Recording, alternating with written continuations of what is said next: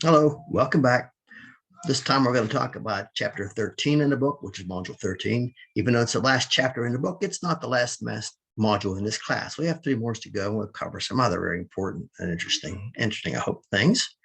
So we're going to get started here. I'm sharing the screen with you, so you don't have to look at my ugly face too close up anyhow. Oops. All right. Chapter 13, Proving Fire Prevention Works. Overview of this chapter is describe the importance of validating the effectiveness of fire prevention, list the evidence presented that supports the effectiveness of residential sprinkler systems. They're becoming more popular. Explain how data can be used in annual reports, blogs, Facebook, Twitter, and other community venues to market positive fire prevention services. Describe how fire data is collected and compiled in the National Fire Incident Reporting System. Describe how 1 out of 3 examples, residential fire sprinklers, changes to mattress flammability, or testing of cigarettes can reduce the impact of unwanted fires in the United States. Explain how the U.S. Congress was involved in a reduction of fires caused by smoking materials. That's a building of some sort. That's in your book if you want to read about what that is. Measurement of fire prevention effectiveness. There's many variables here. Per capita fire loss and efficiency is one way to do it. Fire deaths, totals, socioeconomic factors are prevalent. Higher incomes have a better chance or have less fires and lower incomes. Customer service, failure to conduct performance measurement. A lot of times they don't measure things. There's just too much data, and it comes from very many different places. It comes from some from the insurance companies, some from the fire departments. They collect data differently. So it's a huge problem to try to get this data collected to make some sense out of it. That's why the National Fire Data Center is here. And some of the factors I figured in firefighting fatality injury rates are down are smoke alarms, sprinklers, strengthened fire codes, improved construction techniques. Okay, we get the fire codes and the construction techniques, but how can smoke alarms actually help firefighters? Well, I think it's pretty simple. Smoke alarms are going to give the resident an earlier alert to the fire, and they can call the fire department earlier. As sprinklers the same way, so that the earlier you can call the fire department, the better chance they're going to have of fighting that fire safely. And sprinklers are going to keep it down. They're not going to put out the fire, but they're going to keep it down and the smoke down too. Fire safety education, both the public and mostly for the public though. Firefighting equipment has gotten better, and firefighting training has improved. Now, some political opponents commented on the federal assistance to firefighter grants, and Congress limited the funding for those. And I don't know why they did that, but they did. Performance measurement. We're going to define what this is. It's a system management process that quantifies value, effectiveness, and efficiency, so services and programs such as fire prevention and safety can be better understood by stakeholders, community partners, residents, government management, and elected official. City of Albany, Georgia, Chief D.W. Brosnan, Data and Evidence Management in 1920s, 1930s, and 1940s. In 1916 to 1925, they reduced the annual fires from 135 to 127. That doesn't sound like a big deal, right? That's only down a little bit. But while most other cities were increased, so when you stack that up against everybody else, it was pretty good record. And also, they had the lowest fire insurance rates in Georgia. Marketing positive effort of fire prevention. In other words, they have to let people know what happened. Annual reports give community and governing body pictures of department operations in a simplified format and accurate pictures of the fire department's operations, and use graphs or whatever to try to keep it simple to the general public. And you want to make sure that you see that how many, what happened, or the fire number of fires down, or they get put out quicker, or response time better, whatever it is that helps the fire prevention effort. This is a chart they've used. I think it's a pretty lousy chart because you shouldn't have a chart where your data is only in the long 10%, but that's what they did here. I don't know why, but maybe they're expecting much bigger numbers. It's the fire, it's data projected for number of residential fire deaths per, it doesn't tell you that either. So per, oh yeah, it does, per 100,000 population. So there you go. So it's under 1 most of the time. It was 1 in 2000, and it got down to 2012, 2013, it was 0. And that's where you want to be.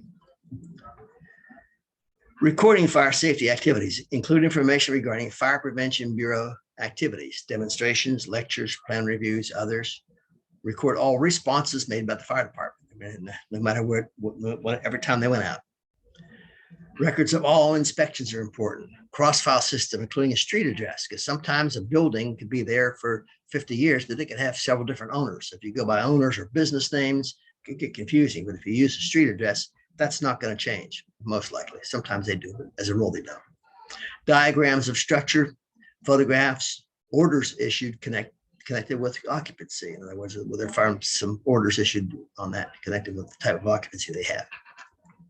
Subrogation is a kind of legal term. It's a legal process often used by insurance companies to recover damages or obtain a monetary reimbursement from a person or organization responsible for property damage or injury. In other words, the insurance company has paid a claim on something, and now, which they should, it's what they're for, and now they're going to go after the person who caused the damage. And they do that quite a bit. A casualty is defined as a person who is killed or injured as a result of being directly exposed to a fire, a term used for both civilians and firefighters, though the two are recorded as distinctly separate data. Some obstacles for reporting these are unreported incidents that just don't get reported, to anybody. Cause of injury, death is difficult to report sometimes. 17% of fire deaths occur in vehicles, and over half of vehicle fires are caused by collisions. So is that a fire death or is that a collision death? That's part of the problem. Some may be reported as a fire death and some may be reported as a collision death. And sometimes the casualties are not just recorded but analyzed. I mean, they have to be recorded and analyzed. You can't just record them. You also have to analyze them. Just kind of.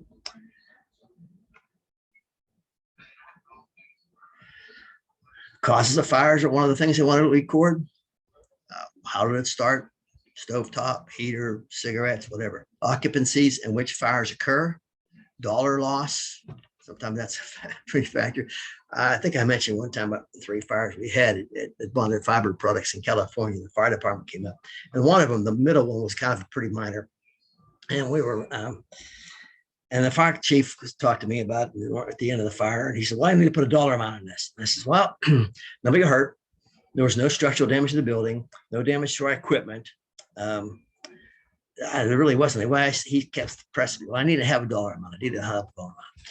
I said, "You see that pile of scrap over there behind that machine that we just cleaned up and piled up?" "Yeah." He said, "I think it's about 5 pounds." And he says, "Yeah, okay." It was like $2 a pound, so it's $10. He said, "Okay, that's all he wanted. That's fine." So I give him a dollar amount. Recording loss statistics, smoke alarm statistics can be valuable in promoting promoting campaigns on fire safety.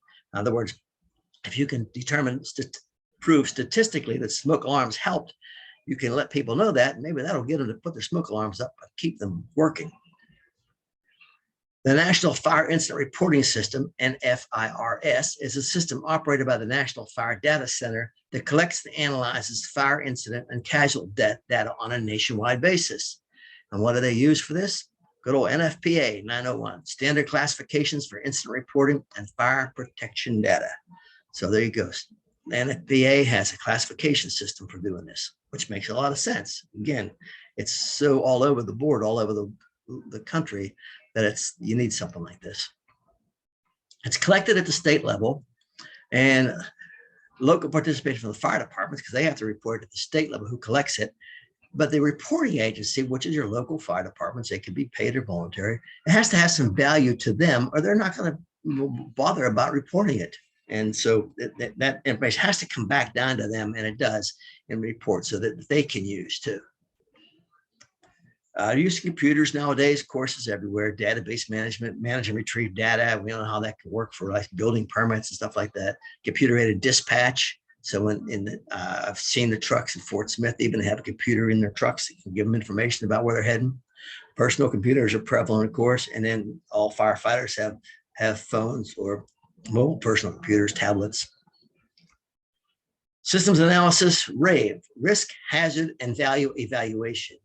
There's 7 major factors related to structure they evaluate. The premises, they assess valuation, area revenue benefit, description, building construction, type, access, and size, life safety, occupancy load, mobility, warning alarms, exiting system, risk, regulations in effect, human activity, loss experience, value, personal, family, business, impact the community.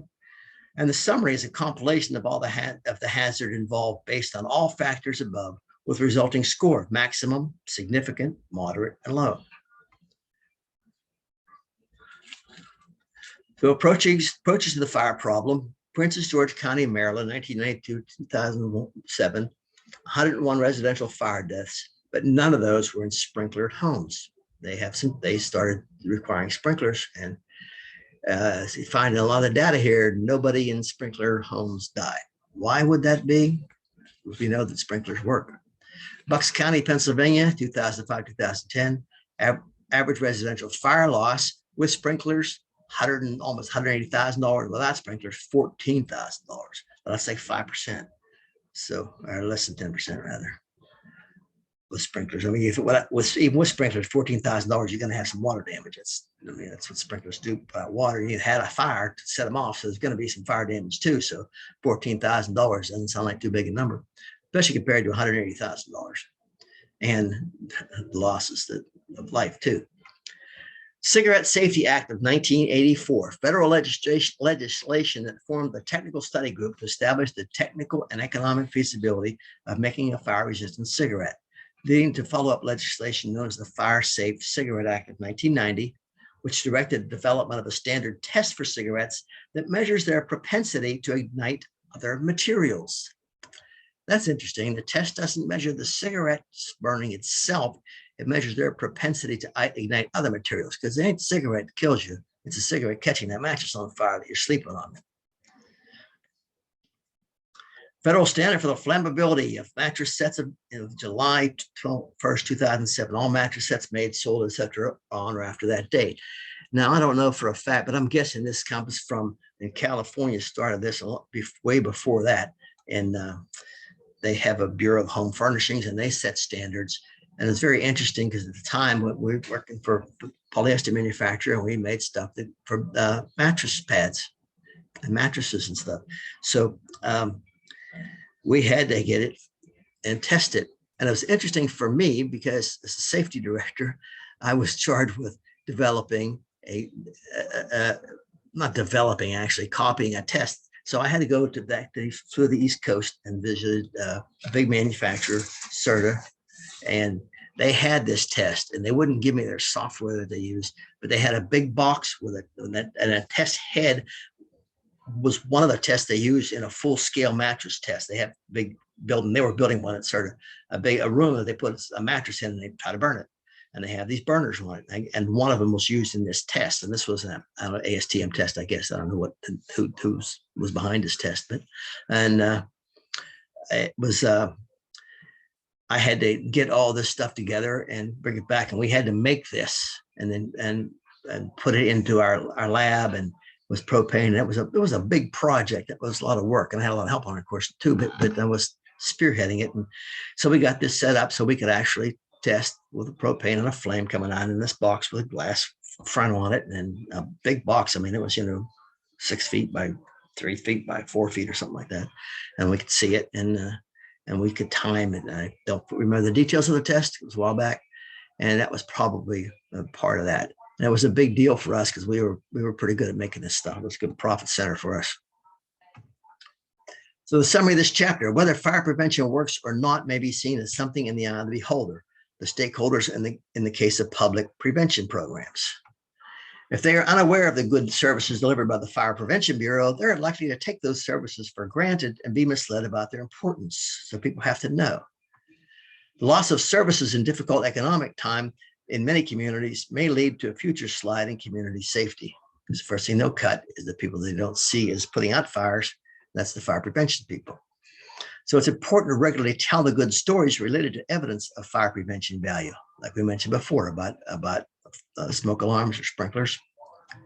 To tell these stories, it is necessary to acquire and analyze data and then communicate the fire experience to the community. Records are essential for the proper administration of any fire prevention program. Accurate and complete information about fire prevention and fire control activities should be available for a thorough job to be done.